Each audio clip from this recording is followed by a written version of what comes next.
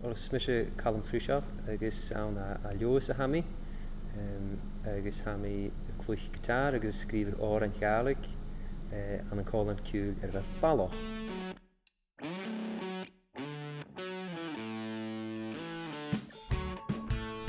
Wel hami an Colin Cúl fat immer doch bli an sé tíoch cwsiachat a fan fein. Ik me hins ma charage na diolch clwch ciol as an hede ag y sgol. Agus sam sin hosmis clwch gitar agus mar chaimis a sas an y ciol. Agus na lain se mar ystrych by mi skrifu ag yn huis yn oes yn bys yn dolstiach an y rehearsal room ag y speakat agus bys yn rwy haris yn y hor an y sy'n oes yn ystach yn y studio. Agus mar ystrych can mi skrifu chanel mi tiroch cymru yn chwsbarawn ha mi fiach yn di fi skrifych misgych di rwtyn. Gyda sy'n rwtyn y chir as na neochgyn, mi yin stank na gael ga hen, ach charo mi sy'n tiroch o'r yn gael ag ysgrifych a ha jeilig ag ri cwsbar yn gael, ha mi tiroch sy'n skrifych as a chanan ac am hyn, fi yin y hwlw sios yr rwyd.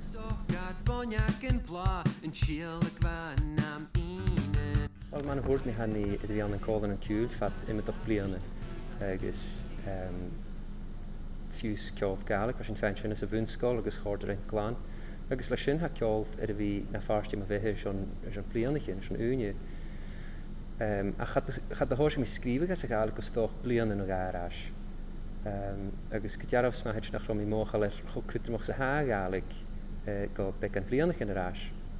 Agus san nôr sy'n, nŵr y fwych mi sy'n, san nôr sy'n y hos gael tord bwy fôr ma fehe fersante. Agus gydiaraf yn y lain se, ha mi diolch a fiach yn rym hyn y fwgwch as a gaelig. Ha mi gwybod y hyfn y gaelig, ha mi econoldhau, agus ha mi lefych tord iorch yn gaelig, ha mi fiach yn rym skrifig as a gaelig tord farach.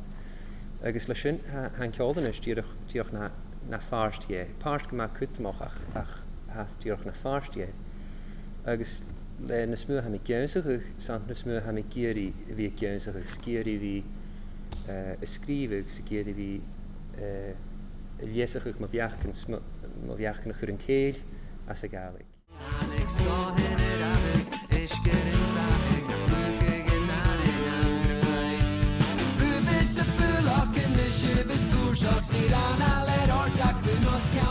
Wel, yn rwyd is cwtym eich se tîr o'ch clach yn y gaelig. Ond mae'r hel sy'n cael clach as a hwlys eich hai maraf. Agus sy'n cnac na cwys y ffeim sy'n tîr o'ch fi cael clach agus dian y rwyd afystioch i. Ond am ysmyn as na brion yn y galaf. Charo sy'n i dian sy'n ysmyn i'ch nach roa afystioch an doi. Agus an doi stoch ar sy'n rofogal. Agus gos sy'n gris gra mifogal a fi brin y gaelig nyr fa niach awn ag nach roa gaelig. Ach am ysmyn i'ch ffeim sy'n carach yw'r sy'n agus yr ag fel a mifogal i'r dynnu sy'n bian can an aharach ych gwtse. Agus sy'n ag gyr yn y coer noch sy'n diolch clach ag sy'n rwyd ys cwtym eich anin sy'n. Agus sam i critic i'r yn y corlyn ag i'r yn y dynnu ag fel cwch. Ham i smynioch ych na ma fiach sy'n mar hamis ag eich chanel USP ac yn colwch rys y gaelig. A dynnu ffig yn tyf le uiand elerich y iag alabe ag fel ui as y chanan sy'n chwlfters iacht is y hwlwys o'r rwyd. Dynnu ha gyr i gaelig ywns ych agus ha jŵl ingwrs yn y jarabych ein. Agus sy'n rwyd y hawn nach el gaelig a brin mar chanan choirs noch chawr yn adju ach y sios haast yn i'r fel larger y sio. A chai crian ych fat yn tŵl, agus le sy'n ham ysmynnych ych gyfel woloch ar y chorlys dynnu man sy'n tor farach y ianw yn drast mystich cwysyn cael na smys. Ham ysmynnych gyda hwys i jai gro lwch de 50 milion i rwyd gan man sy'n y gyd ych gaelig ych rysyn yn economi gach bliana. Agus leis yn am ysmynnych ych ma legus at leis ych hwysig o'r siachat by chor gaf fi masnach ych gydw.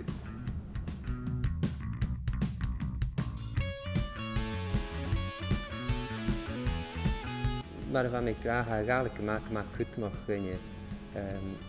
Agus gaan je hier ook kuus. Ik kan hem ook gaan nach je kuus hoogte hans, kuus karstische hans. Feem torwerk gedaan, gus galge gedaan. Je hier voor het hier ook klaagig. Agus je zin is graag wel schien graag met galge als een horen ja ging. Als je hier ik keer hier kan een klaagig. Ik klaagig genatro. Agus gytjana schon kutstjana ruten en hashin skrivig. Hashin jetjelik ri ruten ha stecht as naatje show. Agus lashin an doi ha nes frekkerig wie brin met een ruten as galig. Maar hashin jetjelik ri na doel en je ha me gun je een jela me gun je een keel toch. Ha mis me wel frekker of gewelshin skrivig as galig.